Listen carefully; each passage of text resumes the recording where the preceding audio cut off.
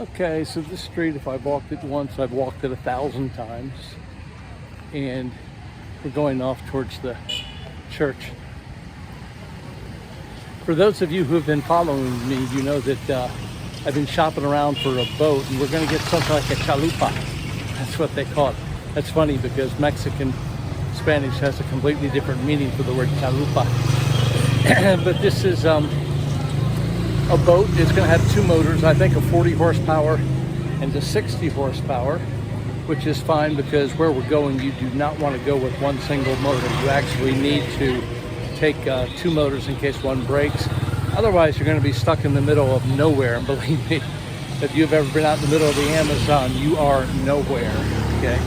So you can't get trapped out there because you won't starve to death because there's a lot of food to eat out there, but something might eat you, and so that's probably not a very good idea. Okay, so I'm just cruising down the street here in San Lorenzo. Many years ago, there was a church here, and Bill Pepper, I think was his name. He started this church, 30-something years ago, plus years ago.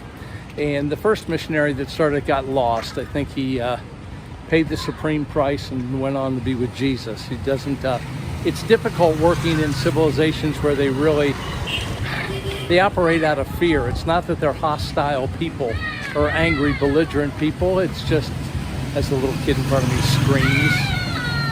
Well, he's not doing a very good job, is he, of convincing us how calm we are here in this town.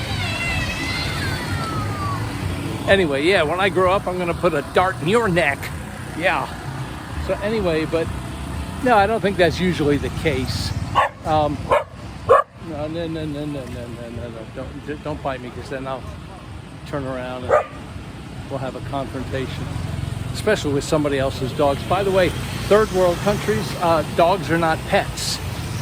You might think, like we really spoil our pets and get insurance policies and have their teeth cleaned and take them to vets and all that stuff when they grow. And músculos, a ver, órale, conejo. Some people react to cameras, but I tell you what, they don't react to cameras nearly as much as they don't react to iPhones nearly as much as they react to cameras.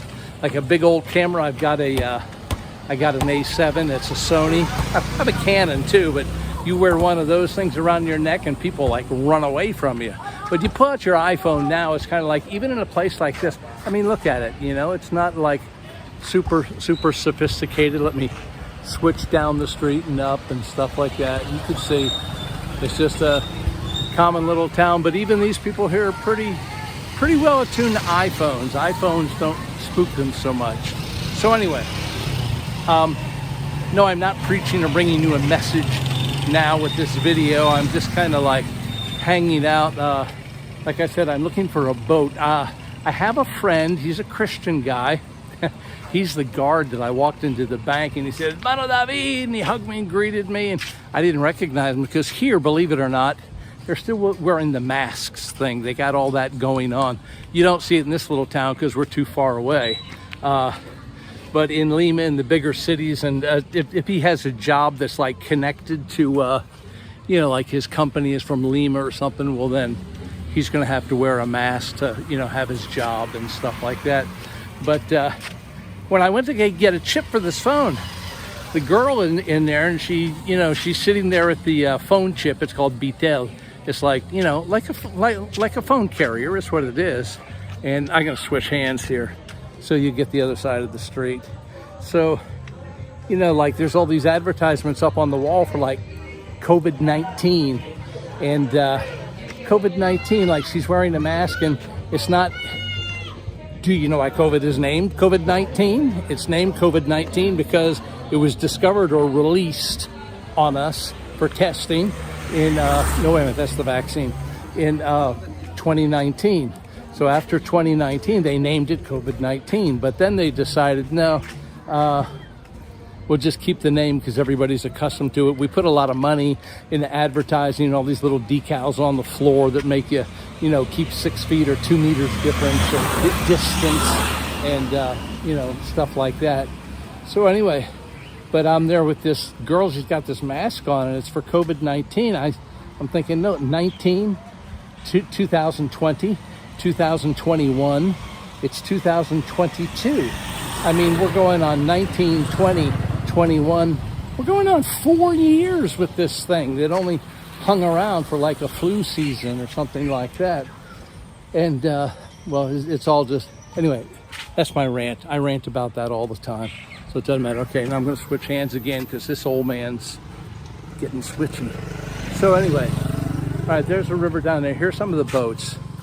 You can see the boats down there. So I don't really know. Like what I'm saying is somebody who's getting me a boat. I haven't seen the boat. I have no idea what it looks like. I don't know how long it is. All I know that they call it a chalupa, and a chalupa actually has a roof on it. Not that we're in the rainy season. It's pretty clear out here now, and you probably don't need a roof. But anyway, this old white boy, I got a hat, but it's probably better to have a roof just in case that something comes up. We'll let that, you know, be the shade from the sun, and maybe a little bit of the wind and rain and stuff like that. Okay, so this is the other end of the Marañón River. You can see it out there. It's really beautiful, actually. It's see, I'm gonna have to touch the phone to get light on me, otherwise the contrast. No, wait a minute, let me touch it out there. There you go. Okay, I go dark. These phones are so cool. So anyway, but that's it out and back, and it goes very, very far.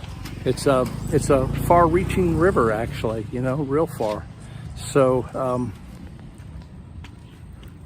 the brother from the church is getting me the boat. Actually, I already gave him a deposit so the guy could buy gas, so he could buy gasoline. Gas, 164. It's actually still kind of cheap out here in the country. It's like, you know, $4 to $5 a gallon. If you get it in certain places, it'll run like $6 to $7 though. That was what I was, someone told me they had to charge me that yesterday.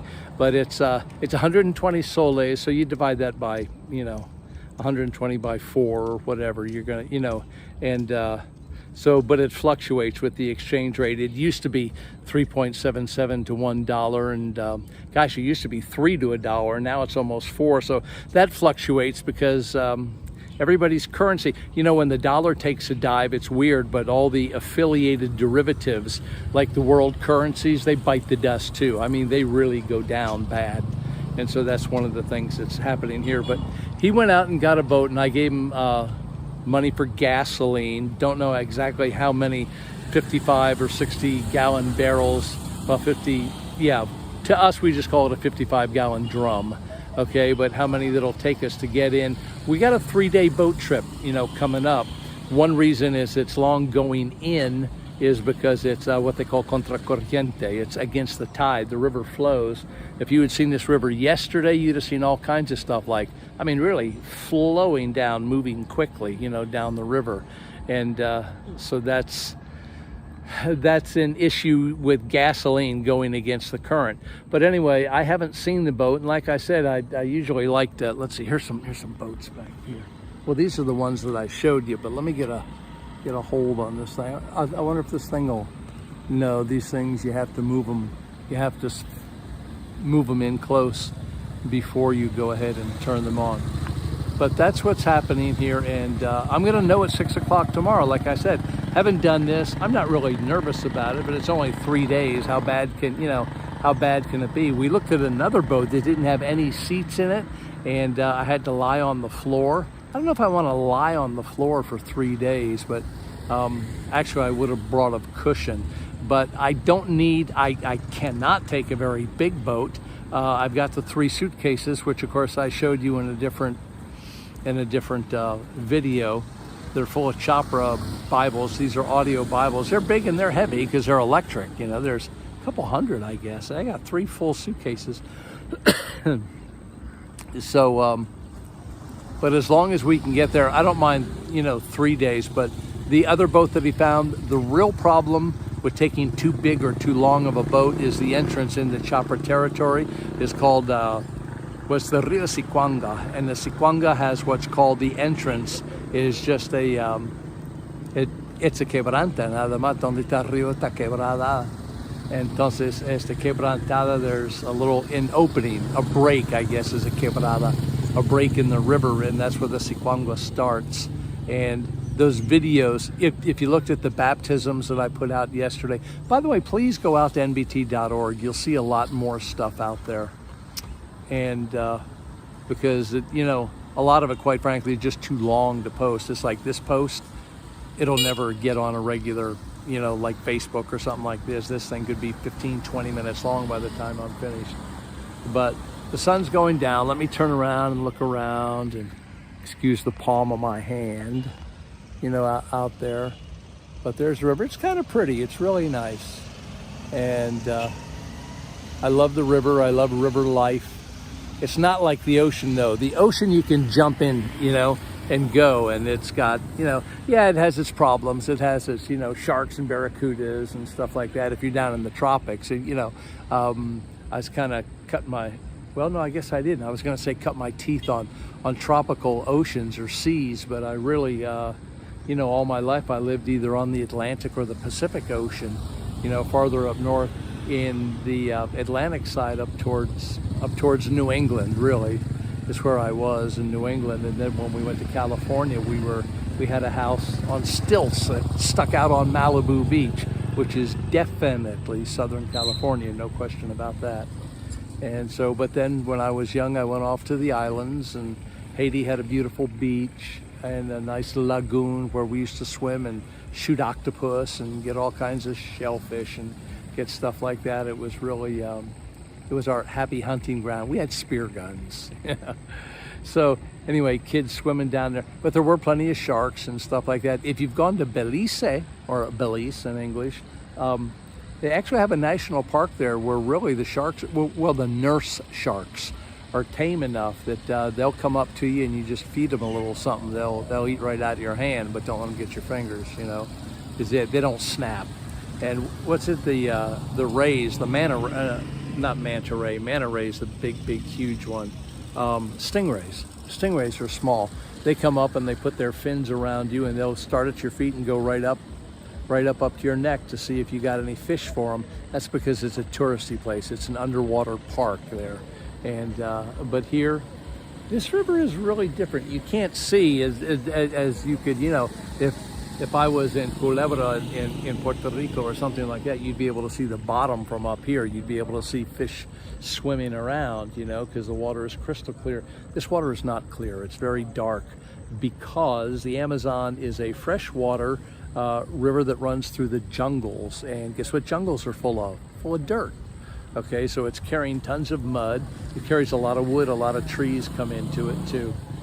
And so that's why you need a good captain. You cannot run the river at night, okay? Because there could be a 70-foot tree 2 inches under the water.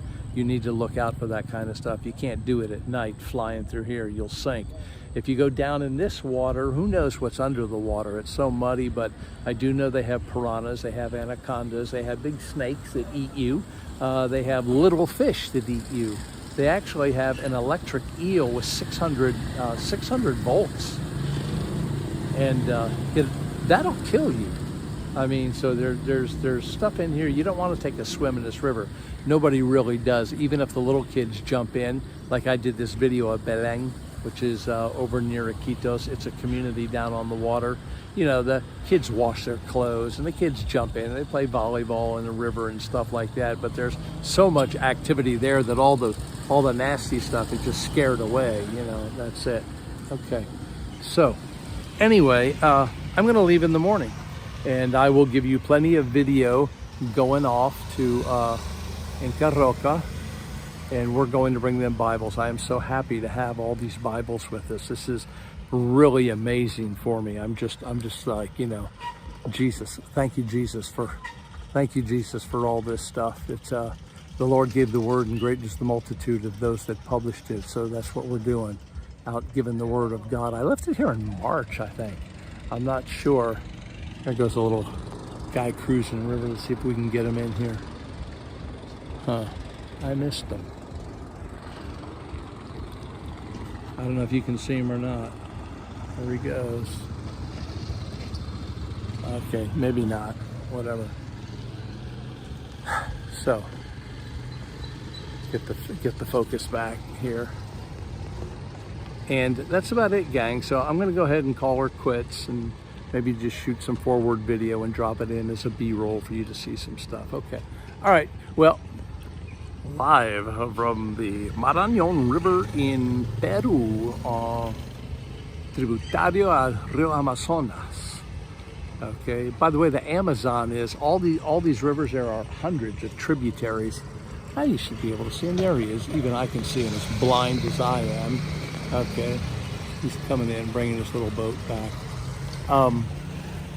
All these little tributaries, they don't flow in. They don't flow into the Amazon until they get to Iquitos, and that's the place where where I've been living and working out of for quite some time. And but all these are huge rivers. I think it's 12 billion gallons. 12 billion gallons an hour or something like that is going through here. It's quite unbelievable, actually. Okay, well, I've done enough, and I'll have to get all this video off, because when I get to the chopper territory, I'm just going to put this thing on a post and let it go so we can get in some really cool video and, kind of just see what goes on out there in the jungle. Okay, guys, God bless you. Love you. Talk to you later. Bye.